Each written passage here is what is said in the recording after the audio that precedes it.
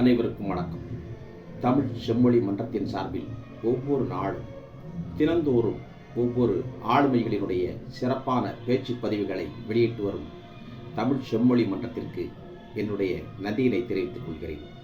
இதுபோன்று இவர்கள் செய்வதனால் நம்முடைய திறமை வளர்ந்து கொண்டே இருக்கிறது. தென்காசி மாவட்டம் சுந்தரபாண்டியபுரம் அரசு மேல்நிலைப் பள்ளியில் அறிவியல் ஆசிரியராக பணிபுரிந்து வரும் சு முருகன் ஆகிய இன்று நான் எடுத்துக்கொண்ட தலைப்பு காலம், அதாவது நேரத்தை பற்றி ஒரு தலைப்பிலே நான் பேச இருக்கிறேன். தமிழ் செம்மொழி மன்றத்தில் உள்ள அனைவருக்கும் வணக்கத்தை கூறிக்கொண்டு நேரத்தை பற்றி இப்பொழுது நான் பேசுகிறேன். நாம் ஒரு இடத்திலே பணிபுரிகிறோம் என்று சொன்னால், ஒரு தனியார் நிறுவனத்திலோ அல்லது அரசு துறையிலோ எங்கோ பணிபுரிகிறோம் என்று சொன்னால், நமக்கு யார் பணி தந்துள்ளார்களோ அவர்களுக்குடைய நேரம், அந்த நேரத்தை நமக்கு வீணாக்குவதற்கு நமக்கு உரிமையே இல்லை. இந்த உலகத்திலே இழந்துவிட்டால் திரும்ப பெற முடியாதது இரண்டு விஷயங்கள் தான். ஒன்று உயிர், இன்னொன்று காலம். உயிரை இழந்து விட்டாலும் திரும்ப பெற முடியாது, அதனை போன்று காலத்தை இழந்து விட்டாலும் திரும்ப பெறவே முடியாது. கிடைக்கக்கூடிய காலத்தை சரியான நேரத்தில் பயன்படுத்திக் கொள்பவர்கள் தான் வாழ்க்கையில் நல்ல உயர்ந்த நிலையை அடைந்துள்ளார்கள். உதாரணத்திற்காக பெருந்தலைவர் காமராஜர், முன்னாள் ஜனாதிபதி APJ அப்துல் கலாம் இருவரையும் கூறலாம். இவர்கள் இருவருமே எப்பொழுதுமே இந்த நாட்டு மக்களுடைய முன்னேற்றத்திற்குத்தான் ஒவ்வொரு நிமிஷத்தையும் செலவிட்டுள்ளார்கள். சிந்தனை முழுவதுமே இந்த நாடு முன்னேற வேண்டும், இந்த நாட்டில் உள்ள மக்கள் முன்னேற வேண்டும் என்று சிந்தித்ததனால்தான் வரலாற்றில் இடம் பிடித்துள்ளார்கள். எப்பொழுதுமே இவர்கள் இருவருமே நாட்டு மக்களுடைய முன்னேற்றத்திற்காகத்தான் சிந்தனையை செலவிட்டுக் கொண்டே இருந்திருக்கிறார்கள். ஒரு காலத்தின் அருமையை பற்றி சொல்ல வேண்டும் என்று சொன்னால், ஒரு ஆண்டினுடைய அருமையை சொல்ல வேண்டும் என்று சொன்னால், ஒரு பாடத்திலே தோல்வியுற்ற மாணவன் பின்னர் தேர்ச்சி பெற வேண்டும் என்றால் ஒரு ஆண்டு ஆகிவிடும். அந்த ஒரு ஆண்டுக்கு பின்னர் அவன் மறுபடி தேர்வு எழுதி மறுபடி சேர்ந்த பிறகுதான் அவன் பயிற்சி பெற முடியும். ஒரு மாதத்தினுடைய அருமையை சொல்ல வேண்டும் என்று சொன்னால், ஒரு குறை மாதத்தில் ஒரு குழந்தையை பெற்றெடுத்த ஒரு தாயினுடைய கேட்டால் ஒரு மாதத்தினுடைய அருமையை அவர் கூறுவார். ஒரு வாரத்தினுடைய அருமையை தெரிந்து கொள்ள வேண்டும் என்று சொன்னால், ஒரு வாரப்பத்திரிகை நடத்தக்கூடிய ஒரு ஆசிரியர் தனக்கு செய்திகள் கிடைக்க வேண்டும் என்று ஒவ்வொரு இடமாக தேடி அலைந்து கொண்டிருப்பார்கள். அந்த ஒரு வாரத்தினுடைய அருமை அவருக்குத்தான் தெரியும். ஒரு நாளினுடைய அருமை அன்றாடம் கூலி வேலை பார்த்து கொண்டிருக்கக்கூடிய கூலி வேலை செய்யக்கூடிய ஒரு கூலி தொழிலாளிக்குத்தான் தெரியும். அன்று அவர்கள் கூலி வேலைக்கு சென்றால்தான் மாலையில் அந்த வீட்டில் உள்ள மனைவி மக்களுக்கு சம்பளத்தை வைத்து அரிசி வாங்கி உணவளிக்க முடியும். ஒரு நாள் வேலை கிடைக்காமல் போய்விட்டால் ஊதியம் இல்லாமல் போய்விடும்.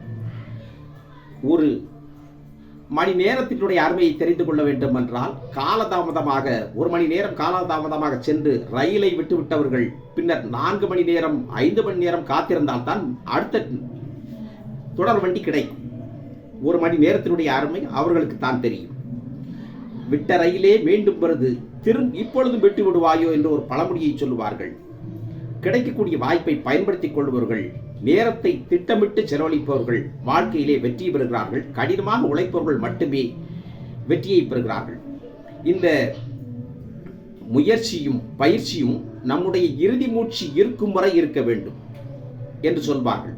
நம்முடைய இந்த முயற்சிகளும் பயிற்சிகளும் கடைசி இறுதி மூச்சு வரை இருந்தால் மட்டுமே ஒருவன் வாழ்க்கையிலே வெற்றி பெற முடியும். ஒரு நிமிடத்தினுடைய அருமையை தெரிந்து கொள்ள வேண்டும் என்று சொன்னால், ஒரு கன நேரத்திலே சில சமயங்களிலே விபத்துக்கள் நடந்துவிடும், சில சமயங்களிலே உயிரிழப்பு கூட ஏற்படும். அந்த கன நேரத்திலே சில நேரங்களில் காப்பாற்றப்படும் அவர்களுடைய அருமை அந்த ஒரு நிமிஷத்தினுடைய தெரியும். ஒரு செகண்டினுடைய அருமையை தெரிந்து கொள்ள வேண்டும் என்று சொன்னால், ஒலிம்பிக்கிலே தங்கம் வென்றவர்களிடம் கேட்டு பாருங்கள், ஒரு செகண்டினுடைய அருமை அவர்களுக்கு தான் தெரியும். ஒரு செகண்டில் உலகத்திலேயே மிகவும் சிறந்த விளையாட்டு வீரர் என்று சொல்லப்படக்கூடியவர் ஓட்டப் போட்டியிலே 100 மீட்டர் ஓட்டப்பந்தயத்திலே 7.5 வினாடிகளில் வெற்றி பெற்ற ஜமைக்கா நாட்டை சார்ந்த உசேன் போல்ட், மின்னல் போல்ட் என்று அழைக்கப்படுகிறார். இவரை போன்று இந்த உலகத்தில் யாராலுமே ஓடவே முடியாது. 100 மீட்டர் தூரத்தை சரியாக 7.5 வினாடிகளில் கடந்து விடுகிறார். அந்த இவருக்கு பின்னர் வருபவர்கள் ஒரு வினாடி தாமதமாக வந்ததனால் வெள்ளிப் பதக்கத்தையும், அதற்கு பின்னர் வரக்கூடியவர்கள் வெண்கலப் பதக்கத்தையும் வெல்லுகிறார்கள். ஒரு செகண்டில் பல கோடி ரூபாய் கிடைக்கிறது. இந்த பயிற்சியானது சிறு வயதிலிருந்தே பயிற்சியினை பெற்றால்தான் நாம் பெற முடியும். ஆகையினால் பள்ளிக்கூடத்தில் படிக்கக்கூடிய மாணவர்களாக இருந்தாலும் சரி, குறிப்பாக முதலாக அரசு பொதுத் தேர்வு எழுதக்கூடிய 10ஆம் வகுப்பு, 11ஆம் வகுப்பு, 12ஆம் வகுப்பு அரசு பொதுத் தேர்வு எழுதக்கூடிய மாணவர்கள் ஆரம்பத்திலே பள்ளிக்கூடம் திறந்த ஜூன் மாதத்திலிருந்தே பாடங்களை படித்தால்தான் மார்ச், ஏப்ரல் மாதங்களில் பொதுத் தேர்வு எழுதும் பொழுது அதிகமான மதிப்பெண்களை பெற முடியும். இந்த மதிப்பெண்கள் தான் நாம் எதை தீர்மானிக்கிறோமோ அதுக்கு கொண்டு செல்ல முடியும். மதிப்பெண்கள் குறைந்து விட்டால் தன்னுடைய பெற்றோர்களும் மிகுந்த கஷ்டப்படுவார்கள். ஆகையினால் கிடைக்கக்கூடிய காலத்தை பயன்படுத்தி இந்த 10ஆம் வகுப்பு பொதுத் தேர்வினை 10.5 லட்சம் பேர் இந்த தமிழ்நாட்டில் எழுதுகிறார்கள்.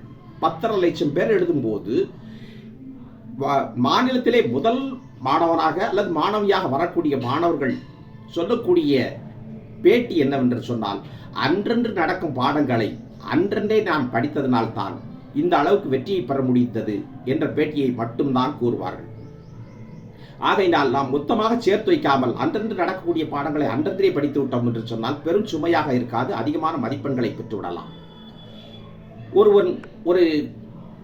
ஒரு வாழ்நாளில் ஒரு மனிதன் ஒரு பெரிய ஆள்